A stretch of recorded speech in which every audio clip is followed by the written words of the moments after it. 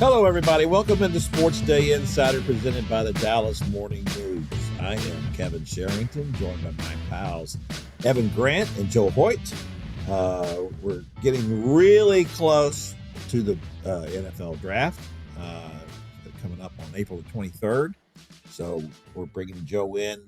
We're on our the second leg of our 3-week crunch on the draft. Last week we talked about the possibility of the Cowboys trading up or trading down, either way, but the value in that, and they're certainly good. That's a conceivable route for the Cowboys to go, even though they haven't done that recently. As Joe pointed out, they traded up for Morris Claiborne, and I think 2012 they went from 12 to 6 to make that deal.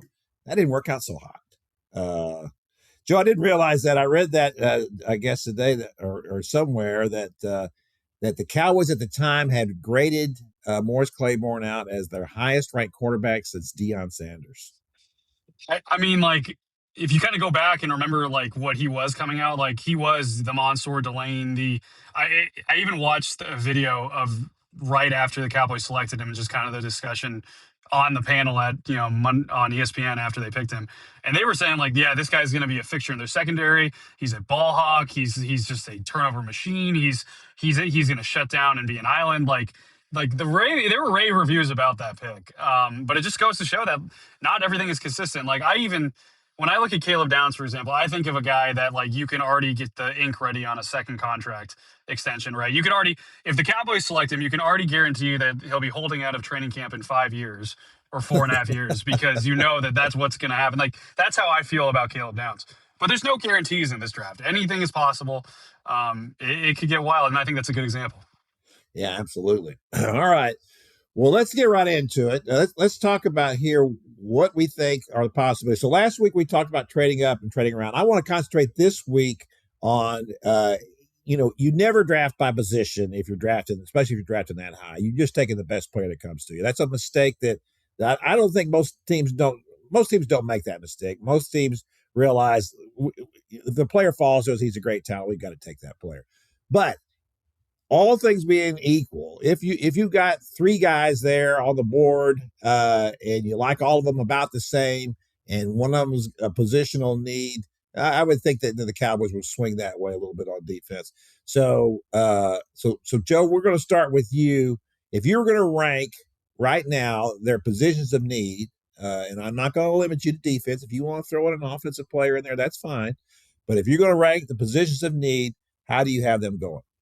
Well, I think if we're talking at 12 specifically, I think that they could be a little bit different in terms of, because I know you just prefaced by saying you don't draft based on need, but also if you look at 12, I think they really, really, really want a young edge rusher to be kind of a foundational piece and balance what they've done on the inside. And I think if you're talking about where you might get that, 12 or trading up is the best place to do that.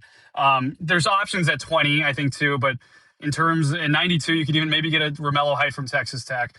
But I think in their mind, edge rusher might be the biggest need for them early on. It wouldn't be my biggest need personally. I would put linebacker number 1, because right now they don't have one, even if I do think, reading the tea leaves, they have a George Pickens contingency plan at linebacker. But I would go edge. And then I think that they would go nickel corner and then linebacker in terms of what their needs are. I think that they look at the loss of Jordan Lewis last year as one of the biggest hindrances and thorns in their sides on defense throughout the entire year last year. And I think that they want to add another one, even though they've added already a lot to the secondary. And I think they believe that they could get a starting caliber linebacker on day 2 or even early in day 3 as well. So that's what I would go. I'd go edge rusher, then slot corner, then linebacker, even though right now their linebacker room is barren. And no pun intended, because they have Justin Barron in their linebacker room. So let's just look at that then. So at 12, if everything just stays as it is, if people don't trade up, who do you think as an edge rusher would be available at 12? Yeah, I think Ruben Bain is going to be there. And obviously there's a host of questions about how the Cowboys actually look at what has happened. Obviously the revelation that he was driving in an accident that led to the ultimate death of a woman, that he was initially charged for reckless driving, even though those charges were dropped. I still think that, teams have known about this, but that is something that they've done their own investigations. And truth be told, we don't really know where they stand on it until draft night. We'll find out. And I'm curious to see how the Cowboys actually look at the situation. Obviously, his shorter arms is something to consider as well, but truly a great player in terms of what you might be able to get at 12, all those things aside. I think he would be there. And then I do think there's a real situation where they stand pat at 12 with the hopes that someone falls to them and they get kind of wiped out in terms of guys they might take. I don't think they would take Jamon McCoy at 12. I honestly don't think they'd take him at 20 either. And if it's Bain That's and the McCoy, quarterback from Tennessee, and the reason why is because of his injury history. Correct. And so if they get wiped out, I think Akeem Mesidor is someone that they could turn their attention to, at 12, or they could sit back at 20 and try to get a Malachi Lawrence or a Zion Young from Missouri. Malachi Lawrence being UCF edge rusher. So I think that this is why I trade up, but that's the situation in terms of need and edge. What might happen at 12 or 20, I think. I've seen some mock drafts that have Mesidor going at 20. Do you think he would be around that long? I don't think he'd be around at 20. I don't. I think that somewhere in the teens, I could see either Baltimore or Tampa Bay.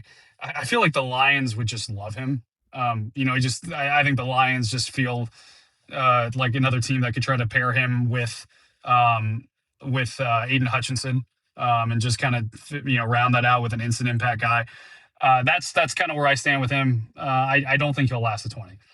Yeah, me neither. Well, I don't know. We'll see. I do. I know the concerns about Mesidor are the biggest concerns. He's 25 years old, so you're starting with a guy who's a little older here, and in edge rushers in particular, that's kind of a fast twitch tool that goes a little quicker than maybe it would for a defensive tackle. So you're talking about a short a career maybe for a guy like that, or maybe not. Who knows? But it just if you're gambling on these kind of things in the first round, you got to consider all possibilities, right? About what the pluses and minuses are of all of that. So Evan, I'm going to go right to you now because I know you've been really working hard on this and coming up with your top 3 positional needs for the Cowboys and how you think that might go. Yeah, I mean, I don't think it's any surprise. Joe pretty much nailed it. Edge is at the very top of my list. Whether or not they can get an edge guy at 12 that's an impact maker, I don't know. But surprisingly, when you trade the best edge rusher of a generation, you find yourself needing another edge rusher. So, I would very much endorse the possibility of trading up to get, if there was any possibility for them to trade up and get Bailey, but I don't know that possibility is going to exist. But I would definitely consider that. And I'd put, based on the depth of the draft, I'd probably go with linebacker second. And then whether it's an edge corner, or whether it's a nickel corner or just a safety, I mean, they need defensive back help. They need help at every level of the defense. But edge is my top priority because that's the big impact place that they can make a difference. And then, they need somebody in the middle. Look, if they could come out of this with a starting edge rusher, and if they can come out of it with a linebacker who goes right into the mix, I think that's about as successful as you can hope for the Cowboys to do in the first 3 rounds. Yeah, I guess there's a caveat to all this, Joe. We should just throw in here. Is there still a possibility that they make a move?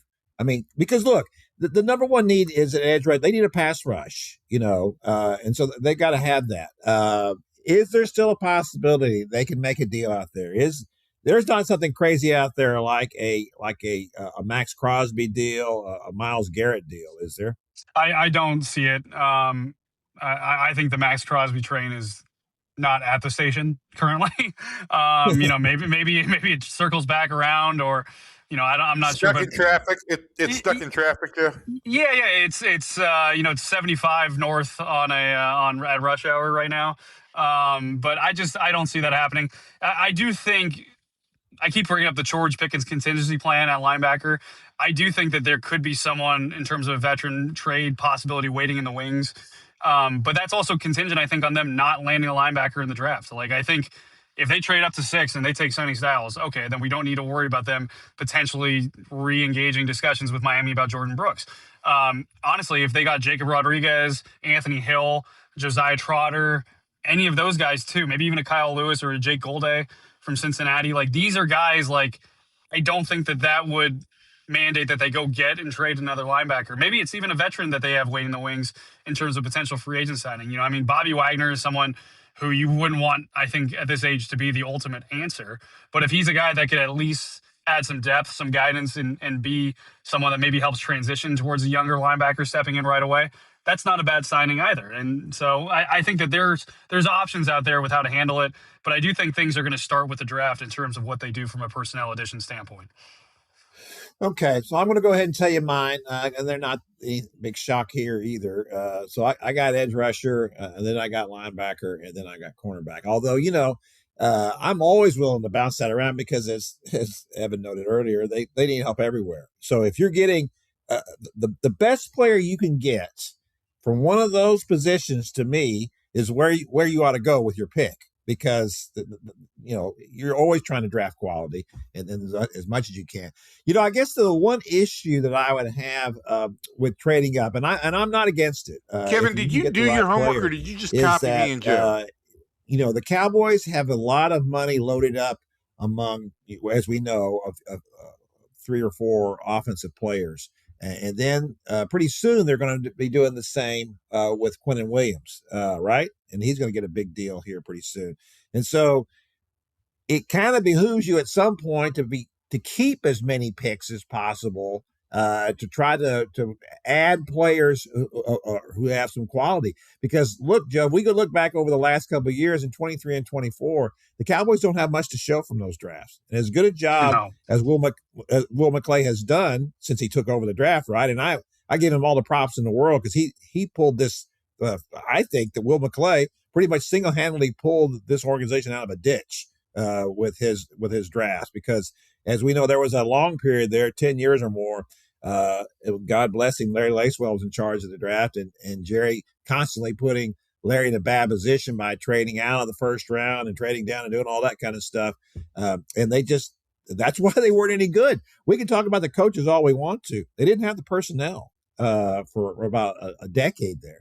And so it's been very good, but there's some pressure on this staff, don't you think, at this point, to make sure they really come through in this draft? 100%. I mean, like, yes, as much flowers as we give Will McClay, and deservedly so, from a team standpoint right now, since 2020, they have not gotten a lot of ROI on their draft picks.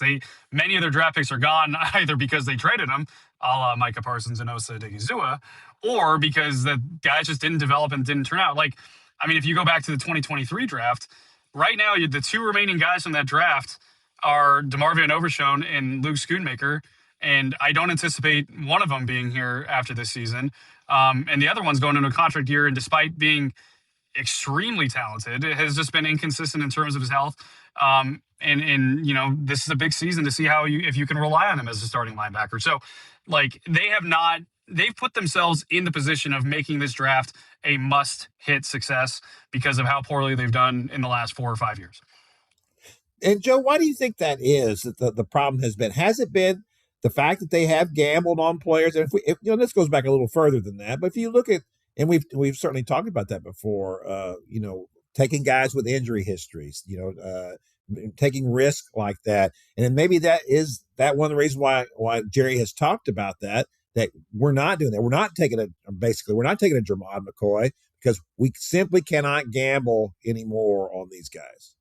Yeah, I think the risks, it adds up. The other thing too, I do think there's been a lot of change in terms of coaching, especially on defense. I mean, and that's obviously where their big misses have been. I think that they've had a lot of inconsistency, and when you have changing philosophies, you have different aspirations from the draft, and I think that that's led to some weird fits and some other things. But I also think, like, and this is a reason why, to be honest with you, like, Keldrick Falk has become a popular mock pick for the Cowboys at 12, especially if they get wiped out with things, right?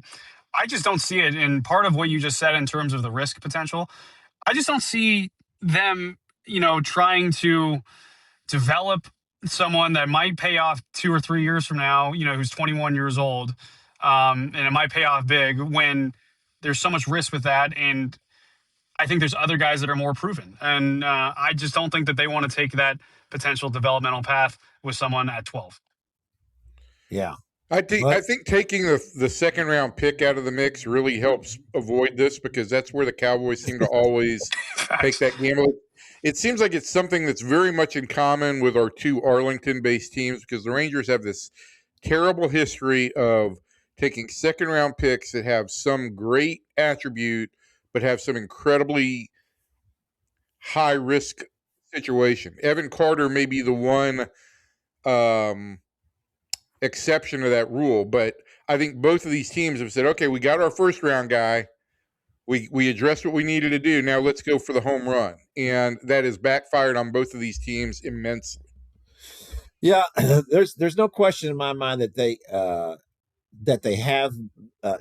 You look at the mistakes. I mean, I went back and looked at them in one of the press conferences here at the year ender, and I asked Stephen Jones that question. I said, if you go back and look over the last 20 years or whatever it was, the drafts that I looked at, they've had so much success drafting offensive players, but not defensive players. And why is that? I mean, and I had to believe that some of that was that, at least since. Even if you go back past Dak Prescott with Tony Romo, you've had two really successful quarterbacks.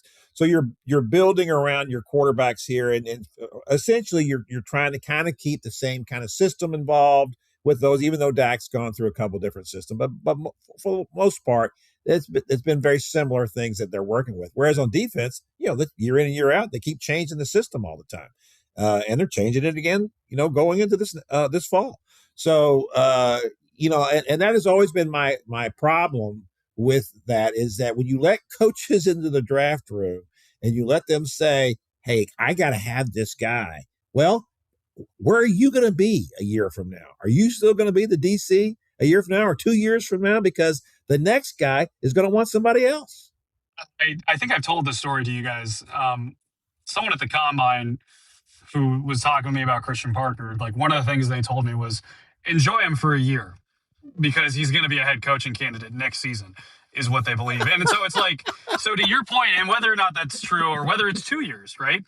To your point, Kevin, like if they draft someone specifically to fit Christian Parker's system, they better have someone in mind that can inherit Christian Parker's system and move forward with it, because odds are if this defense goes from 32nd to 18th next year, Christian Parker is going to be a head coaching candidate next season. So I think that there's interest in that, and I think we've seen evidence that they've changed. They've been able to eliminate the length requirement from an arm length standpoint with corners. We saw that by them signing Kobe Durant and some other guys, that they don't care about that.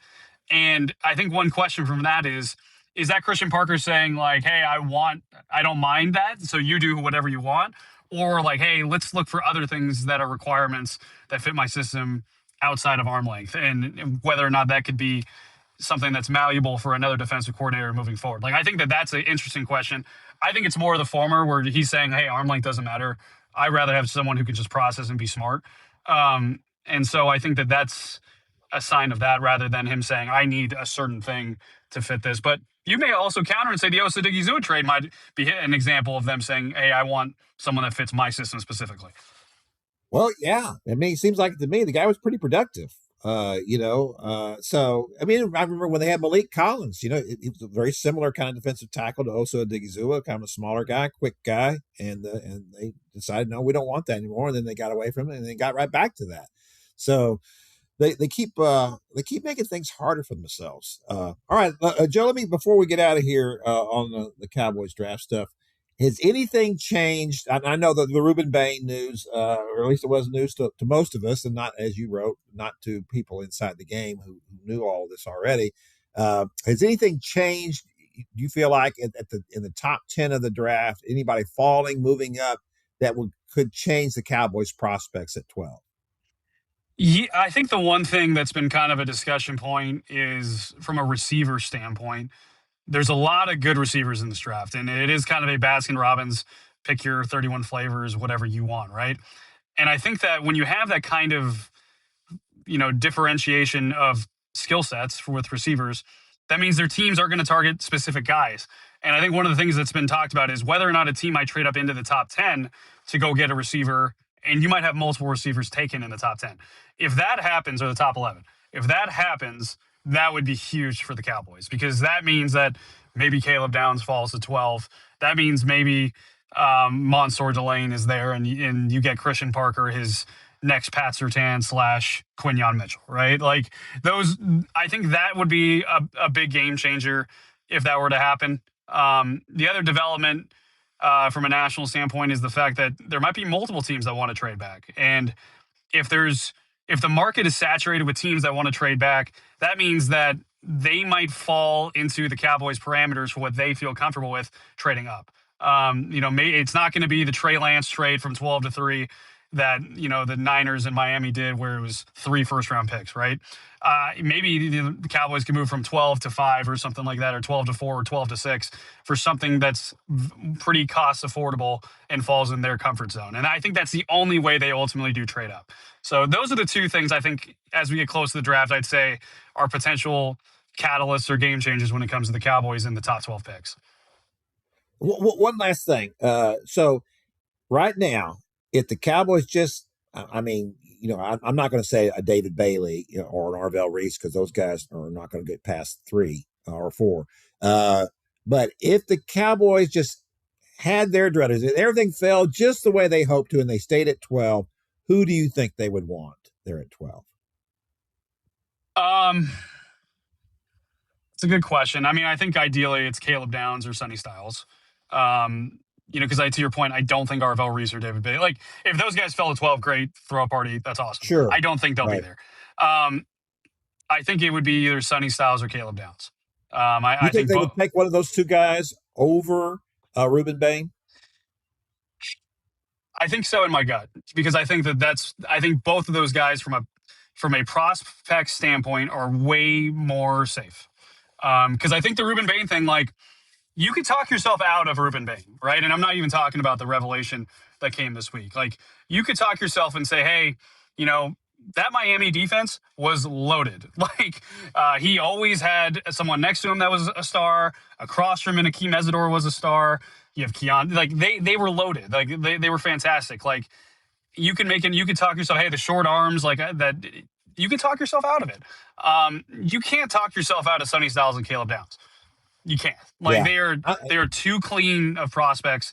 And I think in a draft that they have to nail for all the reasons we've laid out, their past unsuccessfulness when it comes to picks, their risk taking, they're averse to not do that. I think they need to nail this draft. I think those two guys would help them nail this draft. And that's why I say trade up, because no one's going to remember, if you moved up from 12 to 9 to get Caleb Downs, no one is going to remember the fact that they gave up 92 overall, which turned into a guy that maybe, started 15 games in 3 seasons, right? Like, no one's going to remember that's the trade that they made to go get the guy that became a perennial Pro Bowl guy for him. Yeah. And that's the issue here, really, too, isn't it? That when's the last time they had a linebacker who made that kind of impact, long-term impact? They've had guys made, a year or two. And when's the last time they had a safety like that? That's Roy Williams or Darren Woodson, at safety. And a linebacker, I mean, you're talking about going back to, I don't know, Robert Jones. We're talking about going back over 20 years. So, yeah, at both of those positions, which have been devalued, there's no question in my mind that they've let themselves be talked into the fact that these aren't important positions anymore. And so we just completely ignored them instead of at least trying to be perfunctory about saying, hey, we got to address these needs. All right, Joe. Can I ask one thing? Can I ask one thing before I leave? So we've been talking about how crazy this draft could get, and someone asked me, like, okay, like, what would have to happen to make your mind be blown? And it keeps reminding me of the draft where I was at Jet Williams' draft day party, and the Rangers are on the clock, and they took Kumar Rocker, and my jaw literally dropped. Evan, I'm just curious, just as we're talking draft stuff, like, what was your reaction to that? I remember I was just like, wait, they took Kumar Rocker? It was definitely a surprise. And listen, I think that the majority of the room was very big on Elijah Green. And in retrospect, the Rangers made the right move. Elijah Green can't make contact. And that was the issue there. And, it was impossible to see everything kind of play out at that moment, but you knew that they were going to get Rocker for under slot, and there was going to be some other kind of payoff down the road. Now, it hasn't turned out with Brock Porter, but the Rangers, were trying to maximize their value out of that draft. And in hindsight, it made all the sense in the world. At the moment, it was like, what? And then I went back and I was like, a year ago, if you'd have told me that the Rangers somehow were going to end up with Jack Leiter and Kamar Rocker from that Vanderbilt staff, I would have said there's no way. And they ended up doing it. So, yeah, I think that would be if they took a receiver or 12. That would be my mind blowing thing. So that's I'm trying to think what my Kumar Rocker moment would be in this draft, and I think it would be if they took a receiver at 12. Yeah, see, that's the thing. I don't expect it. Yeah, the only thing I see is Mendoza drops to 12. I mean, I don't see another player, that who can do that fans, because all the best players that the Cowboys fans are interested in are all defensive players, right? At this point, and especially a wide receiver. Who in the world would you take? That would be really good for us, though, Joe. That'd be another chance to lay them out. So What do you think George Pickens' reaction would be if they took a receiver at 12? Would be Home Alone? Like that's right. And then George Pickens will never show up for camp. No. You'd never see him again, probably. All right, Joe, listen, we appreciate you taking the time. We'll have you back next week, in which we're going to have you lay out the first 12 picks and see what the Cowboys are going to take. We're going to put you on the clock. So perfect. It'll all be good. Thanks, Joe. All right, there goes Joe. And there goes the Mavericks. Their season is over.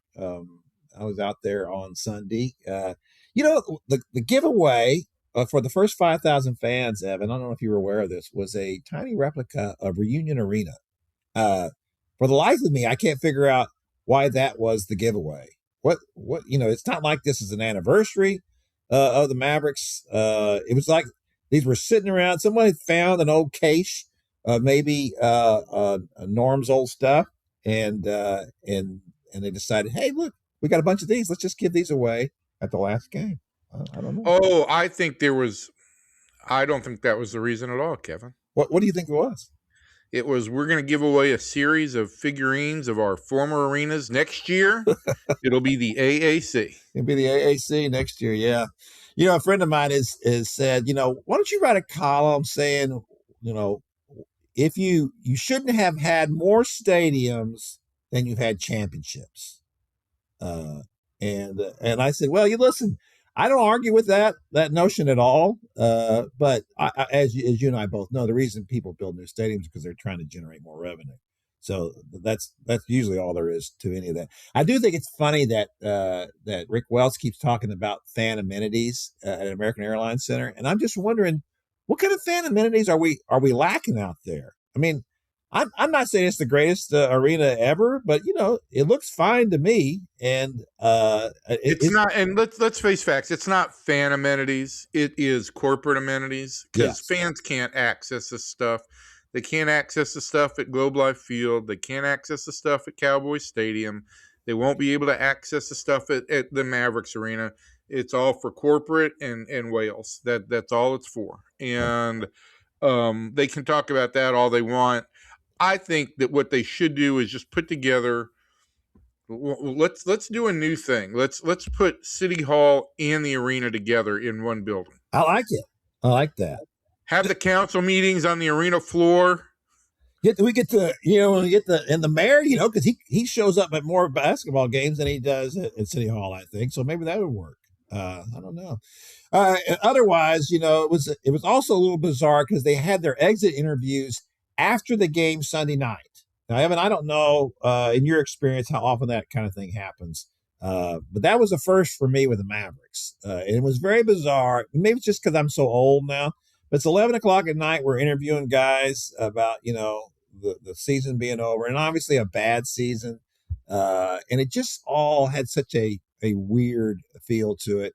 There were a couple of things that kind of came out of that. And one, I did write a column about, what the questions I have for the Mavericks about, does anybody really ask Kyrie Irving? Does he want to come back? I mean, I figure he will. He's under contract, all of that.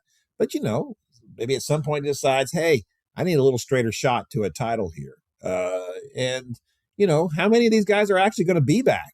I came up with 4 guys that I'd keep for sure. And that's obviously Cooper Flagg, Kyrie Irving, Derek Lively the second, even though he can't play more than 55 games. And then well, the kid that they got from the Lakers and the Anthony Davis deal. So at least they got that Kid player. who needs no introduction. He needs no introduction. And he's a Or good name. shooter. They don't have any shooters. That's the Mavericks' problem. No shooters. And when you got a team with the offense is built around a guy, Cooper Flagg, whose basic offensive toolkit is, I'm going to get in the lane here and make something happen. He's not a shooter yet. He's only shot 29% from 3-point range this year. Then you need to have somebody who can space the floor for you a little bit. That means you got to have shooters. So we'll see what happens here with the Mavericks. The owner, Patrick Dumont, told Brad Townsend last week that they hope to have a general manager named by the middle of next month. So that'd be good. They need a general manager. They need a full-time one anyway. So we'll see what happens there. They've also targeted July 1st as a date for knowing what they're going to do about a new arena. That's when they want to be able to decide where they're going to end up after the lease expires in 2031 at American Airlines Center. So the Mavericks are a team in transition. The Wings also had their draft Monday. Was that? Yes, Monday night, as we're taking this on Tuesday, in which they took another UConn player, number one. And the interesting thing about this, Evan, is that I think it might be the first in sports where an organization drafted the girlfriend of one of their teammates. So we'll see if how that works out, the dynamics of that. That's certainly different. I don't know that kind of thing has ever come up in sports. So yeah, I don't know that has happened. Certainly in team sports, and I mean, there's certainly different ways that could go. But I mean, that's that's getting too much into drama. The fact of the matter is that Azzi Fudd and Paige Beckers are two incredibly talented basketball players. Mavericks have drafted both of them, or the Mavericks, Wings. the Wings. The Mavericks could probably use them too. Yeah, they probably could. The Paige shoots the ball well, and it is it is unusual, and we'll just see how that plays out. Yeah, my concern about that is that look, I know what it was like to be in your early 20s and have relationships. And, if I had thrown a basketball to one of my girlfriends back when I was 21, 22, 23, I'm afraid she might not have thrown it back to me. It's just different. These are things you look at, when you're drafting people, right? We just talked about Reuben Bain. Should the Cowboys draft Reuben Bain, who was involved in an accident in which one of the passengers ultimately died? The Cowboys have a history of that kind of thing with players and their driving records, and it's been problematic. One of them went to prison because of the death of someone in an accident that he caused. So there are just all kinds of things to consider when you're drafting players and what they bring to the table. So those are interesting. These are interesting times anyway in Dallas. So which brings us to the Rangers. So Evan, the Rangers have been all over the map so far this year, right? Get swept by the Reds, sweep the Mariners, go out there to LA and almost win the first game, blow the first game against the Dodgers, lose the next day, come back and win. And then they start off their series against the A's very well. I would expect them to do that. But I guess the two things that have struck me most about the baseball season to date is that A, the Astros look terrible. B, the Mariners are severely underperforming. And C, the Rangers are probably about where you would hope they would be or would have expected because of how tough their early schedule is. And they've got themselves positioned right at the top of the division. Yeah, Kevin, I feel like the fact that the Mariners and Astros aren't off to good starts really does behoove the Rangers, Will, because it was the Rangers whose schedule I think was really the toughest coming out of the gate. And the fact that they have survived, and I'd say they're on the borderline of thriving. Look, the fact that at 16 games, at the 10% mark of the season, that they're above 500, I would have said if they were 8-8, they've done well. They are 9-7. They lead the division, and certainly it's April 14th as we tape this, but it's a solid start for them. And any distance you can put between yourselves and Seattle and Houston right now, I think pays dividends later on, because the Rangers' schedule is going to get significantly less challenging once you get through to the second half of the season. They've got a huge advantage in terms of home games over road games, and the difficulty of schedule really will drop. So nothing is ever easy in baseball, but I think this start behooves. This start is a good one for the Rangers at this point, and but there's no let up, right? You know, they finish with Oakland or Sacramento, wherever I am. They go to Seattle. They come home. They've got the Yankees, and they go to New York, and they go to Detroit, and then they get the Cubs, and that's that's the 40 game mark. So it's going to be a challenge all the way through there, but so far I've been impressed with what I've seen. And you're really wanting to use behooves. I'm not sure you were trying to use it correctly either, but that's okay. Anyway, I wanted to use in the draft portion the thing about the arm length and arm span and all of that, and the stuff we get into. There's a whole eugenics bent on the draft stuff that really makes me uncomfortable, but we'll just move right past that. Yeah. Short arms. I mean, look, one of the things that you wrote about today was talking about how they were doing a better job of taking pitches. I want to say this about Skip Schumacher up front, because listen, I didn't want to just rush into the whole thing of, this great new manager who was manager of the year, when he was in Miami, and he's really a hot ticket and everybody wanted to hire him. So it's going to all be great. Listen, you just pushed a Hall of Famer out the door. I think it deserved a little time to see before we just said, okay, yeah, this is all going to be better with the new guy. Even as things were going well in spring training and then the clubhouse and the players seemed to like him and like his approach. I got to tell you, just from my standpoint, I have no idea what the players all feel. I think they're all telling the truth in what they say. I don't think anybody's lying about that, but people always just want to say the nice things too. There's no reason to be ugly right out of the box.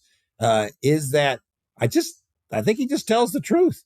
One of the things he said the other day was that, hey, we got to make these guys work harder. We got to make these pitchers work harder. I mean, that was the thing, even in the Seattle series, as well as they're pitching. George Kirby pitched into what, the 8th inning of that game. He's, the Rangers starter is out of the game. And they're going to win the game, but George Kirby's still going. And that's an issue for the Rangers. And that was the thing I was thinking, even as watching these games with Corey Seager.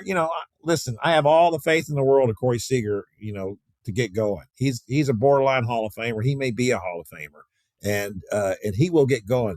But my gosh, he was just striking out too much and just swinging at pitches he shouldn't have been swinging at. And usually he's pretty good about picking the stuff that he wants. And he just seemed like he was chasing a lot. And when your best hitter is doing that, it has, I think, an influence on some of the other guys. And so to now see these guys and to see, the idea of how serious Skip Schumacher is about this, that he's moved Evan Grant. He's moved Evan Carter up to the 2-hole, and so he's going with 3 lefties in a row here because this is how serious I am about this. This is the point I'm making to you guys. I'm going to put a guy up here who was hitting 9th. I'm going to put him 2nd just because this is how important it is. Well, I mean, there's always obviously extenuating circumstances, and look, Carter's got great plate discipline against right-handers. He's got great strike zone judgment against right-handers, and they need runners on base. And if Evan Carter's not batting 9th for the Rangers, he's probably batting 1st. So the fact that with Langford out for a couple of days, that they moved him into the 2 spot, it didn't really terribly surprise me. But yeah, his quality of at bats has been really, really good. And I do think that there is there is real emphasis, and it's clear emphasis, on improving the quality of at-bats. And the at-bat that stuck out to me last night was, Jake Berger had homers in each of his first two at-bats. And it's a 4-0 game at that point in time. But he comes up in the fifth, he's sitting on 2 home runs. He's hit 4 homers in his career against Severino at this point in time. But Carter and Seager make outs on 3 pitches. Now, Seager had driven the ball into the corner, given it a long ride, and had been robbed by Lawrence Butler. But the bottom line is there were 3 pitches. And while Nathan Eovaldi was doing really well, I mean, you don't want your pitcher having a 4 or 5 pitch. You don't want your offense having a 4 or 5 pitch inning when your pitcher is in his mid-30s. You want him to be able to catch his breath. And Eovaldi said last night, one thing he likes to do is try and script out his first 8-10 pitches, or how he wants to attract guys, how he wants to attack guys.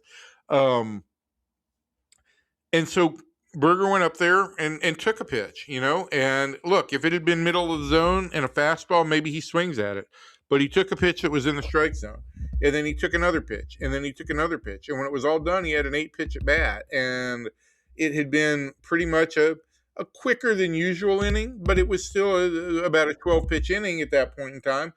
Eovaldi had his opportunity to catch his breath, goes back out there, throws 2 more innings. The Rangers come up with a big rally in the 8th inning, and then you can take Eovaldi out early. He only had 83 pitches, and you get your bullpen a couple innings, and you save Eovaldi for later on when he's going to face Seattle this weekend. I just think that you can see the effect of singular at-bats here at different points in time, and the idea that this was addressed by Skip Schumacher in a meeting with the club, and that the club then went out and tried to adhere to that in a specific situation, I think speaks volumes about the message getting through. That's not to say that Bruce Bochy's message was poor. It's not to say that Bruce Bochy didn't offer the same message. I just think that this was an example here where the message clearly got through and guys applied it. Yeah, you would think that they would get it, right? Some of these guys are veterans, and some of them are younger, but you would think they'd understand this is just what you have to do. But if you got to hit guys over the head with it, you got to hit guys over the head with it. But this was a team last year that was the king of the short innings. It drove me insane to watch them have like 5-pitch innings. Oh, absolutely. Well, they're just hacking away. I used to, that was the same thing I always said about Josh Hamilton. Because remember, for a while there, he's always swinging the first pitch, and no one was coming close to throwing him a strike. And it was like someone should have just said to Josh, just don't swing at the first pitch. They're not going to throw you a strike. They won't throw you a strike for a week or for 2 weeks. You're going to start off 1-0. But no, he's out there waiting away on the first pitch. So at any rate, so this has been a good start for the Rangers, as we said. So if we're looking at so the lineup, they're getting more production out of the lineup, and you're certainly getting a lot more production from Jake Berger. I would think at this point he's been the he's not carrying the offense, but he has been the biggest difference maker so far, right? Well, yeah, but he had gone through one of his Jake Berger slumps going into this series. He had an 0 for 19, and he'd been in a 5 for 28 or 5 for 38. And Jake is going to go dark at times. When he struggles, he really struggles, and he doesn't give you absolutely anything. So it's good to see him work a walk in the ninth inning last night. I do think that he is paying more attention to the situation and the team need, and that is the underlying message here, is that it's not just about you and getting your best swing off. It is about putting this team in the best position to win games. And I do think that for whatever period of time we've had so far, I do think that the Rangers are trying to apply that. All right, so let's look around a little bit, the Diamond. So Josh Young ticking up, right? He's ticking up, yeah. I still think Josh is just unpredictable at the plate. Again, he had a good series in L.A., And then I watched the at bat, the last at bat he took in the Dodger series, and he really works back from an 0-2 count to get it full, and then he swings at back-to-back pitches that are not even close to the zone. And it just makes me wonder, does he have problems with strike zone recognition, or does he have problems just recognizing pitches, or is he so locked into swinging at that point in time that he just makes bad decisions? Because he had won the at bat, he had put himself in position to win the at bat, and then he didn't carry through. So he's always going to be a little bit befuddling in that way. But yes, he is ticking up for sure. Yeah, that's I on your theories. I'm the last one, and I think that's most of the Rangers hitters. They just make up their mind they're going to swing. I think what happens to them sometimes, you get up there, you take a pitch, and it's right down the middle, and then you see them then they'll swing at a pitch that's in the dirt, and it's because they're thinking about the pitch that they just took. Yep. For a strike, I should have swung at that, and now I'm going to swing at this, and it just requires a little more discipline than that. But at least Josh is showing signs of life. I guess that's my point at this point, that I think the biggest area of concern, and maybe on Monday, the 2-run single that Josh Smith delivered was a big help for him. But I think the biggest area of concern offensively at this moment probably now turns to Josh Smith. He's really struggled, and when Duran is in the game, he's making things happen. I expect that as we tape this, Duran's going to play against the left-hander on Tuesday night, and it will probably, I would probably expect that it'll be at second base. I just think that the last 2 seasons we've seen Josh Smith have good first halves, and then have really poor second halves, and so there is no baseline to really go back to. And the minute he starts to struggle, you're like, is he more that second half player, or will he come back to being the guy he was in the first half? So I think that the pressure now kind of shifts over to Josh Smith a little bit. Yeah, and that's going to be interesting too, because you hate to get in a position where, look, it's about winning, right, and about production. If you're not producing, then you're going to lose your position. But I don't think it's going to be good for Josh Smith to be sitting down for a week at a time either. No, I don't, and I don't think he'd sit down for a week at a time. But I do think that the meritocracy is really upon us on these positions. I think that guys who are not performing and who are not taking team at bats are going to see their playing time diminished in some regard. It's a hard thing to think about, that Zeke Duran is a model of a guy taking team at bats. And that is the other thing, right? It's, you play Zeke Duran for a long period of time, you're liable to see him get exposed again too. Yeah, no question about that. All right, so anything that we need to talk about in the pitching department so far? We've seen Nathan Eovaldi started the season very slowly, especially for him, and now he's bounced back with a couple of really nice starts. But I didn't have any doubts about that, or him or DeGrom, either one.